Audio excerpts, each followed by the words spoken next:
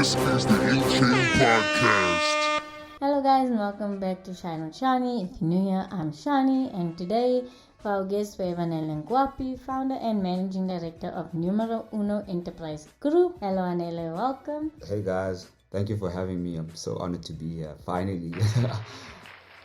I know we've been planning this for quite a long time, but with COVID and everything, things have been a bit busy. Anele, between business, entrepreneurship, farming, and being a politician, which one do you prefer, and how do you share your time amongst all of these activities? But to answer your question, I think entrepreneurship has always been a passion of mine. It's always been a part of me. So I think that will definitely be my first love.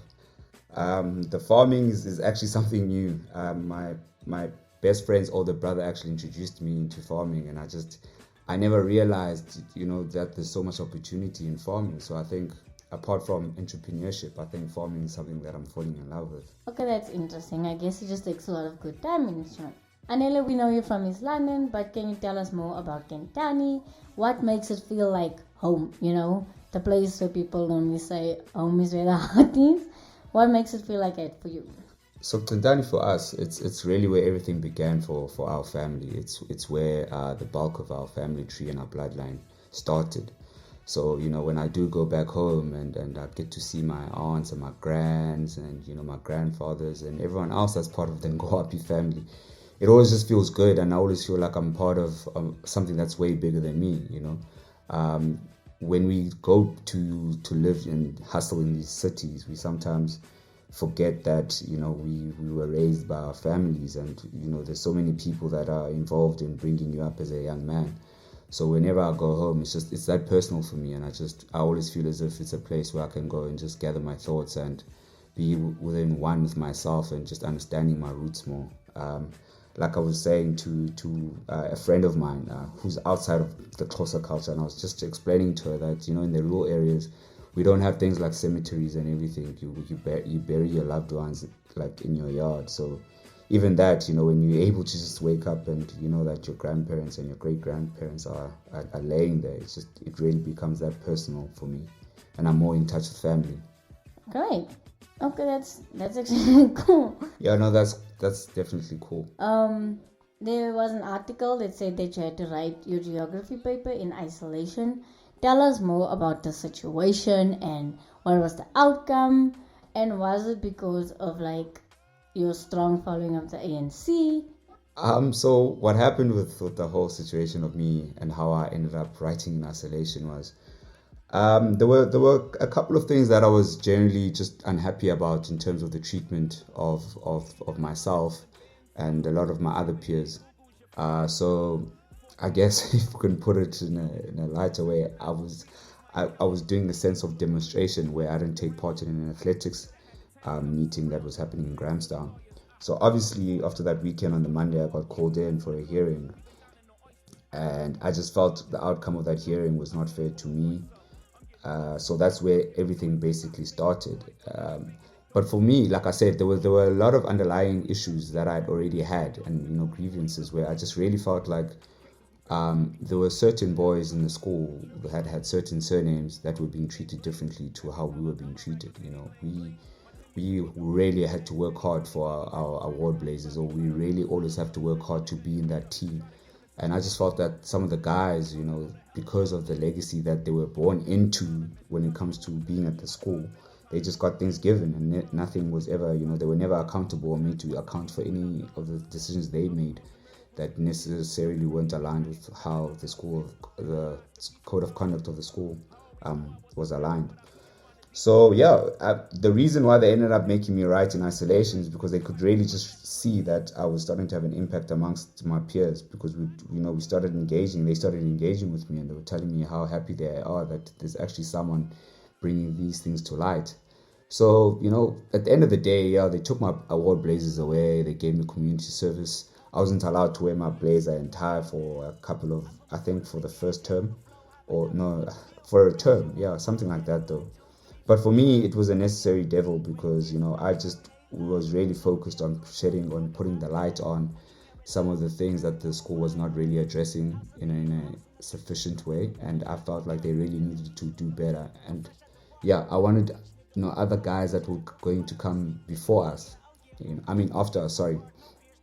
to really be able to understand the importance of being able to stand up for yourself when you just feel like you're being bullied. It doesn't matter, maybe an institution, an organization, or an individual, that bullying should never be tolerated in any form or way. Oh, okay, now I understand. What is your current involvement like at this moment with politics and stuff like that? So for me with politics, I don't tend to refer to myself as a politician, firstly. But for me, my main thing that I'm trying to achieve is really just to bring together like-minded people in the political space where we can really all achieve one common goal. Obviously a goal that's going to benefit more particularly to the young people in our communities, in our province. So it's very, for you to be able to make a change, you really need to be able to know your strengths. And I'm not a person in politics where I'm going to be on stage and making that speech or anything, but I do realize that I do have the ability to bring people together within the political space. So that's what I'm really trying to do right now. I'm bringing different guys from different belief systems within the political arena to come together and sit at a table where we can discuss how we can really make meaningful impacts for young people, and how we can change the lives of our people, especially the people that have voted us into power as the ANC. Apart from that, I wouldn't say that I have any political ambitions, in terms of having a leadership role or anything like that. I want to be able to help and use my influence and whatever it is that I can do. I want to take that advantage and make sure that I make an impactful meaning in the political arena. And that's about it. For me, that's where it stops when it comes to politics. Oh, okay. Do you still enjoy sports, or do you still take part in sports? What is your outlook on sports at the moment? I definitely still enjoy sport. I mean, I grew up playing sport. I've loved sport for the longest time, so I could never separate myself from sport. But playing, being on the actual field, I know those days are past me. But I think the time where I did play rugby, and I was an athlete as well, I was a sprinter. I really gave it my best, and I think that that was enough for me, and I really had a good time. I really had a good run. I still have my blazers, my award blazers, hung up at my mom's place and stuff like that. So it's always good to look at your certificates, your award blazers, sometimes reminiscing with other mates that you used to play against, and you just realize how much fun it really was. As much as it was competitive, but it was really always fun. But I think look what the Springboks did with the World Cup. I think it definitely was something that the country needed. It brought everyone together, and it just really does show that no matter what kind of background you come from, if Siya Kolisi can make it and win the World Cup as a captain, as the first black captain, anyone can dream and achieve whatever it is that they want to do with their lives. But I think we're also going through a transition currently, because a lot of the guys in the different sporting codes in South Africa have retired, or they've gone to play overseas.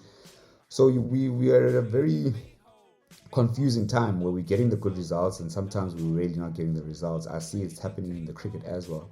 But obviously, because now there's different and new guys coming into the system, into the national teams and everything. So I think we're eventually going to start picking up pace, and we'll definitely start getting the results more often as we're not now. You've done projects with a lot of foundations. We've seen you on some social platforms producing and distributing girl products or products for girls. To mention one, it was the Cambridge location. Please tell us more about the Anele Ngowaphi Foundation and its involvement, and how does businesses or other business people get involved to lend a helping hand? Can people show their support to these foundations or these innovations, and what did this involvement mean to you? So basically, these projects they're very close to my heart. They're very close to my heart, and I think about 2 years ago, I tried to start my foundation, but at the time I was just really busy with a whole lot of things, and I was just also trying to get some of my companies going and some of my other business interests going. So there was just a lot happening at the time. So I wasn't able to give my undivided attention to this really important task. That's how I definitely feel. So finally, because I do so much community development,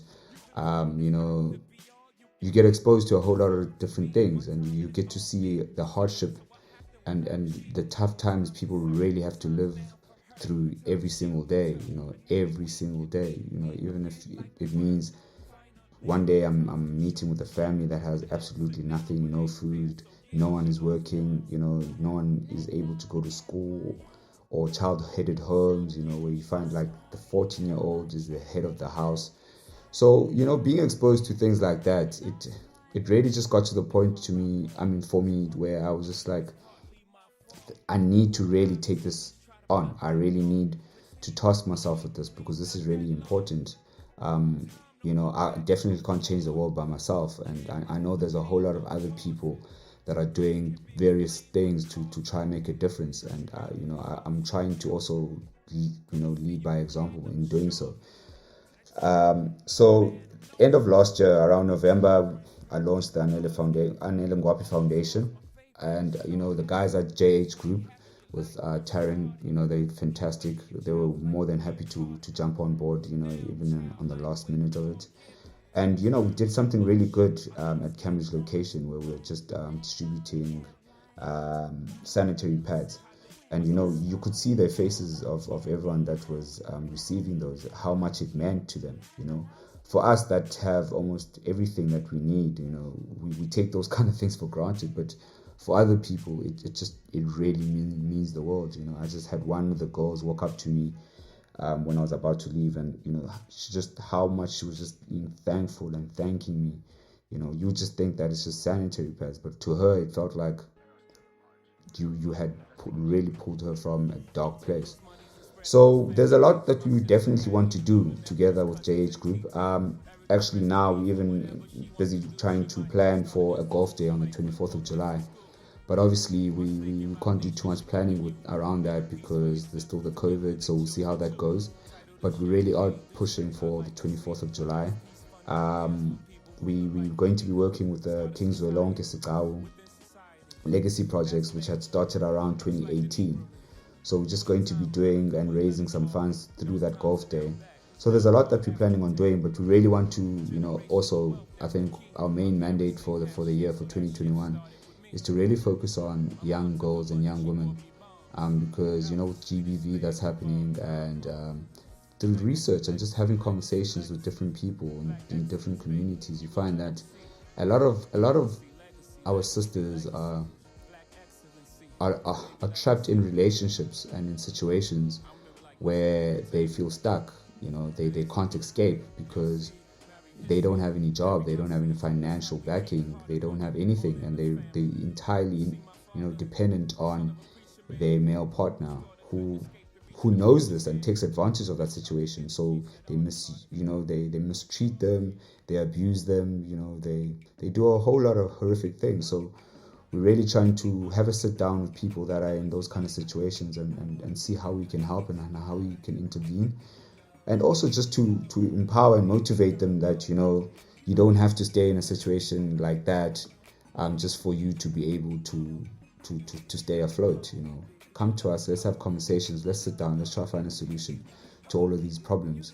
So that's what we're really trying to push for the year. But over and above, I think there's a lot, the team is trying to work around and try do and address. We don't want to tie ourselves to just saying we're going to be working around East London or Cambridge location. We want to move around and see wherever our help is needed. So yeah, it's interesting. I think every little bit helps, so it's always just interesting for people to help when help is needed.